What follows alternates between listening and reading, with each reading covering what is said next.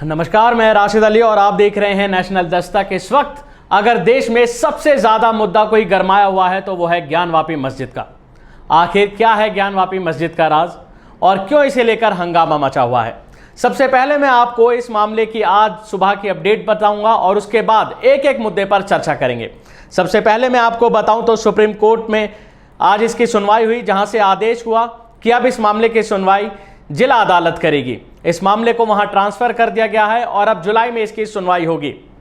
उसके बाद आते हैं आखिर इसमें क्या मामला है, क्या क्या दावे किए जा रहे हैं। इस मामले को लेकर ज्ञानवापी मस्जिद का जो प्रबंधन देखने वाली कमेटी है, जिसका नाम है अंजुमन इंतजामिया कमेटी, उसके महासचिव हैं अब्दुल बातिन। उनके दावों से सब हैरान हो गए हैं। वो अब सामने आए हैं और उनके दावे जो एक के बाद एक सामने आए हैं उसे सुनकर सबके रोंगटे खड़े हो जाएंगे। आखिर अब तक जो हिंदू पक्ष था वो तमाम दावे कर रहा था, पूजा की मांग कर रहे थे ज्ञानवापी मस्जिद में, और इसी को लेकर यह मामला कोर्ट तक पहुंच गया। और अब अब्दुल बातिन नोमानी ने ऐसे दावे किए हैं जिसे सुनकर आप भी हैरान हो जाएंगे। चलिए, क्या हैं वो दावे? सबसे पहले मैं आपको बता दूं कि उन्होंने कहा है कि ज्ञानवापी मस्जिद का जो नाम है वो पहले आलमगिरी था।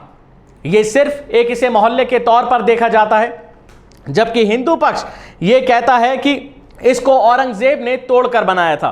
किसको तोड़कर? जहां वहां शिव मंदिर था और इस शिव मंदिर को तोड़कर औरंगजेब ने यहां मस्जिद बनाई थी। लेकिन इसके जवाब में नोमानी कहते हैं कि ये अकबर के ज़माने से मौजूद है और औरंगजेब ने ढांचा बनाया था, यानी मस्जिद पहले से ही है। और इसके सबूत भी वो ये कहते हैं कि हमारे पास इसके प्रमाण हैं, सबूत है, जब समय आएगा तो हम पेश भी करेंगे। इसके बाद वो कहते हैं ज्ञानवापी को सिर्फ मोहल्ले के तौर पर देखा जाता है। और इतना ही नहीं, वाराणसी में जो पंचगंगा घाट है वहां पर भी एक और मस्जिद है, वो भी इसी के नाम की है।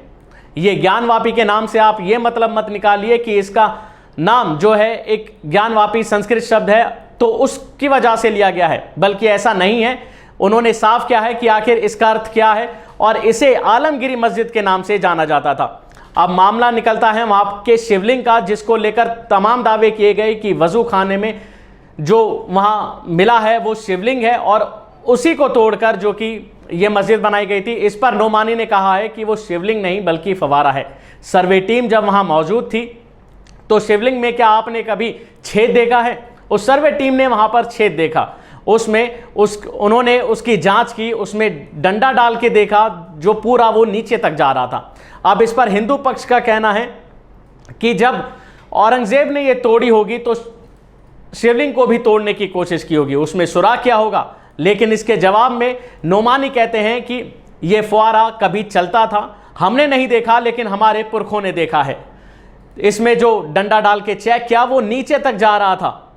और ये केवल इसमें ही नहीं बल्कि वजू खाने के अंदर जो फुआरे होते हैं वो कम से भी कम ऐसी 50 मस्जिदें होंगी जो पुरानी, उनमें आज भी मौजूद हैं। फुआरे नहीं चलते लेकिन उसी तरह का ढांचा है, जिससे साबित होता है कि ये पहले ऐसे ही बनाए जाते थे। लेकिन अब ये जो बहस नई छिड़ी हुई है शिवलिंग पर, इसको लेकर कुछ भी कहना अभी सही नहीं होगा, क्योंकि एक तरफ शिवलिंग है तो दूसरी तरफ इस पक्ष के दावे हैं, जो अपने आप में ही एक सच्चाई साबित करता है, जो कहता है कि हमारे पास इसके सबूत हैं, प्रमाण हैं और जब समय आएगा तो हम दिखाएंगे। तो वहीं अब ये मामला कोर्ट में है, कुछ भी कहना भी सही नहीं होगा, क्योंकि ये मामला कितना लंबा चलेगा नहीं जानते। दोनों धर्मों की आस्था से जुड़ा है और जब भी फैसला आएगा तो शायद यही उम्मीद है कि आखिर फैसला ऐसा आए जो दोनों धर्मों के बारे में सोच कर किया जाए। क्योंकि अगर फैसला आने के बाद अगर एक धर्म की भावना इससे आहत होती है तो शायद देश में माहौल और खराब होगा, क्योंकि फिलहाल जो देश का माहौल चल रहा है वो नफरत और जहर घोलने का काम चल रहा है। देश में कैसे दंगे फसाद हो रहे हैं, कैसे हिंदू मुस्लिम हो रहा है, कैसे मंदिर मस्जिद हो रहा है, वो बखूबी आपने देखे होंगे। और एक के बाद ऐसे फैसले, कभी अयोध्या तो अब ज्ञानवापी, और फिर आगे आगे कभी मथुरा, कभी मध्य प्रदेश और फिर दिल्ली की जामा मस्जिद तक ये सुनवाइयाँ पहुँचेंगी और ये खुदाइयाँ पहुँचेंगी, जिसको लेकर समाज में या फिर देश में और माहौल बिगड़ेगा। लेकिन ज़रूरत है तो हमें धैर्य रखने की, क्योंकि मामला कोर्ट में है और कोर्ट जो फैसला करेगा वो हम सबको मानना ही होगा। आपके इस मुद्दे में क्या राय है वो ज़रूर दें और अपनी प्रतिक्रिया हमें ज़रूर बताएं कि आप इसमें क्या सोचते हैं। धन्यवाद। नेशनल दस्तक की आपसे गुजारिश है कि अगर इसको बचाना चाहते हैं तो नेशनल दस्तक को सब्सक्राइब करने के लिए रेड कलर के सब्सक्राइब बटन को दबाएं, फिर बेल आइकन की घंटी दबाएं। नेशनल दस्तक को बचाने के लिए बहुत ज़रूरी है कि हर खबर को शेयर करें, लाइक करें, कमेंट जरूर करें।